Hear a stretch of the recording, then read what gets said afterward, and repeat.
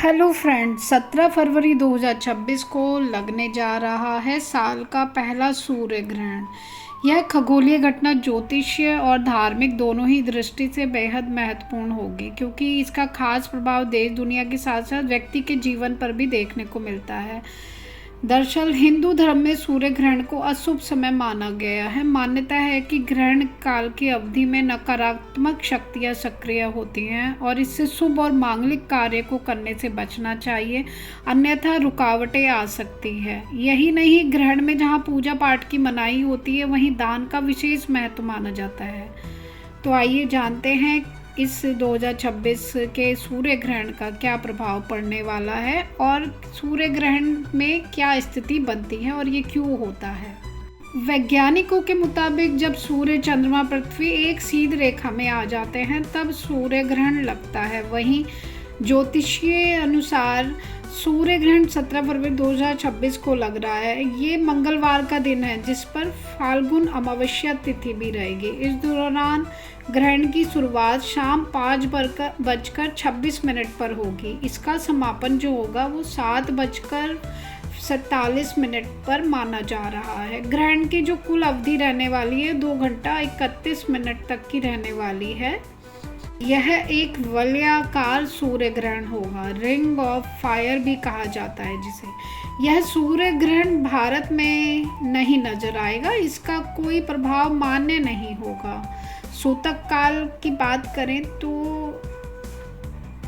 सूतक काल का भी कोई प्रभाव नहीं रहेगा, क्योंकि ये भारत में नहीं दिखाई देगा।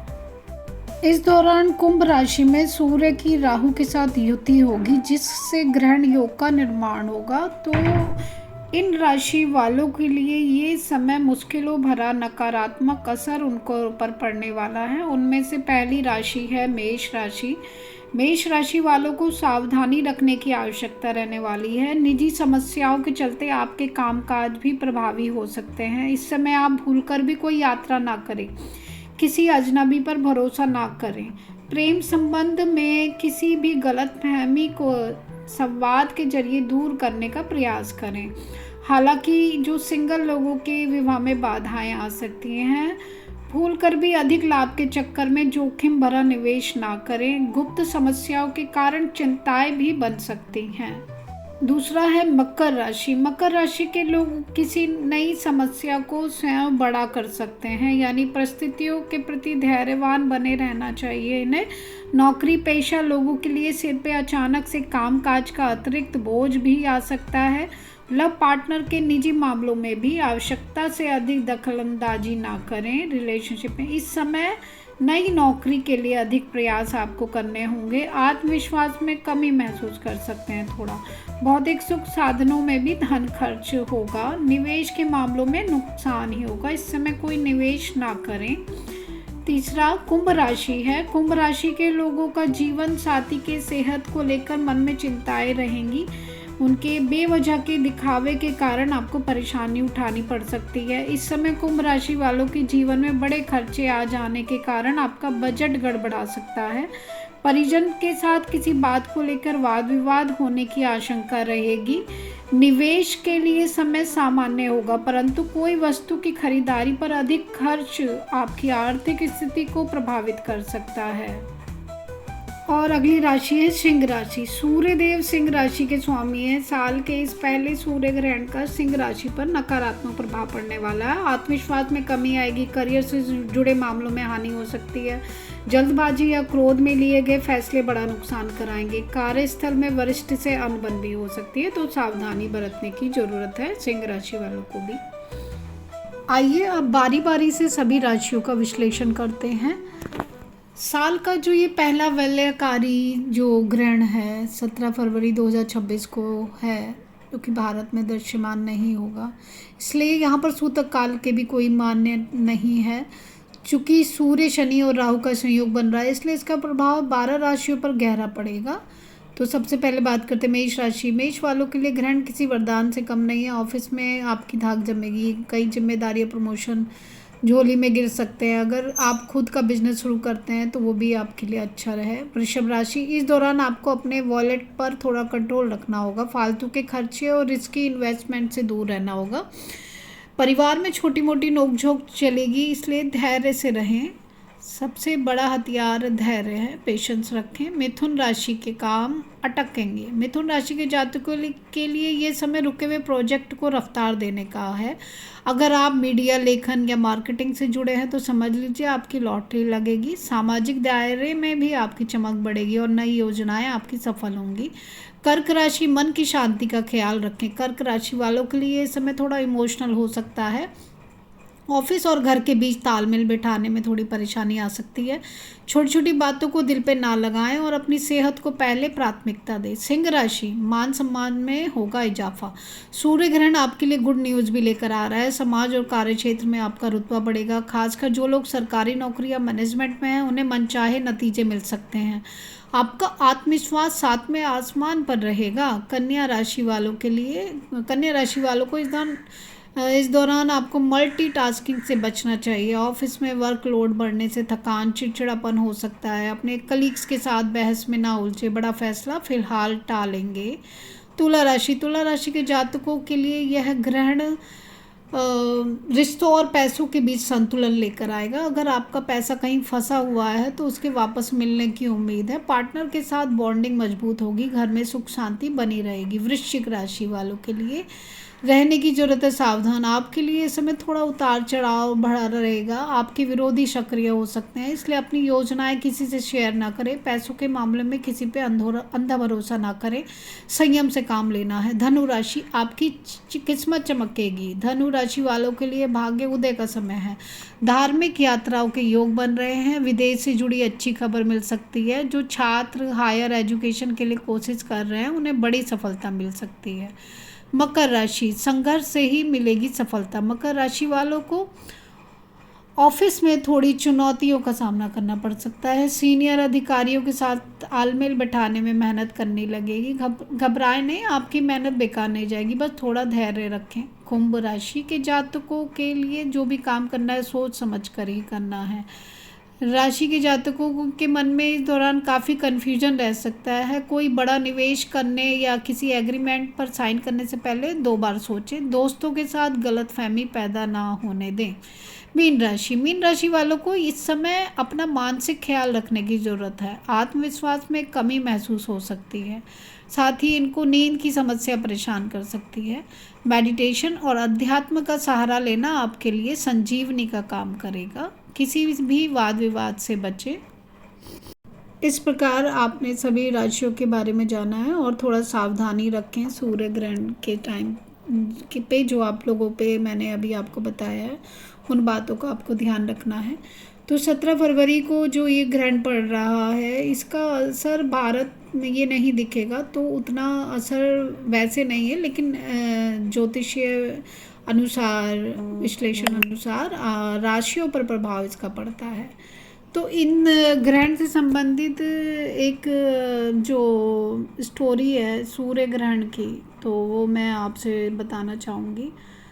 आपको बता दें, समुद्र मंथन से जो 14 रत्न निकले थे, समुद्र मंथन में जब अमृत निकला तो देवताओं और दानवों में इसको पाने के लिए युद्ध होने लगा। तब भगवान विष्णु ने मोहिनी अवतार लिया और देवताओं को अमृत पान करवा दिया, लेकिन राहु भी देवताओं की लाइन में खड़ा हो गया।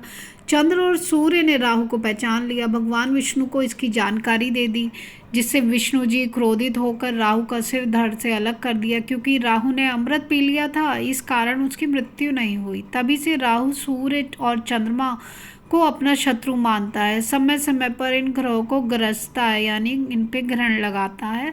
सूर्य ग्रहण के दौरान आप सभी को क्या कार्य नहीं करना चाहिए, इस चीज़ का भी ध्यान रखना है। आपको बता दें, ग्रहण के दौरान कुछ कामों को वर्जित माना गया है, इसलिए पहले से इन चीज़ों पर ध्यान दें। ग्रहण शुरू होने से पहले खाना खा लें। ग्रहण के दौरान खाना नहीं खाना चाहिए। सूतक काल से पहले खाना खा सकते हैं और बना सकते हैं, तो आपके लिए उत्तम रहेगा। इसके अलावा गर्भवती महिलाओं को चाकू आदि नुकीली चीज़ों का काम नहीं करना चाहिए।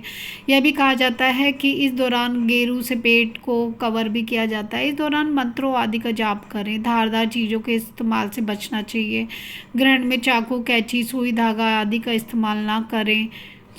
और इस दौरान नींद नहीं लेनी चाहिए। सूर्य ग्रहण से पहले काम जरूर कर लें। आपको जो बता दें, सूर्य ग्रहण बहुत खास होता है। इस दिन कहते हैं कि नेगेटिविटी अधिक होती है, इसलिए शास्त्रों में कहा गया है ग्रहण शुरू होने से पहले खाने में और पानी में तुलसी के पत्ते डालकर रखने चाहिए।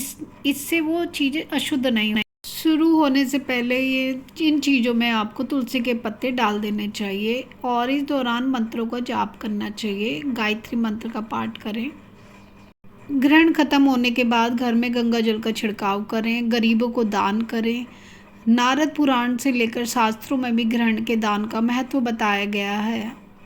साथ ही अमावस्या से लगेगा पंचंग।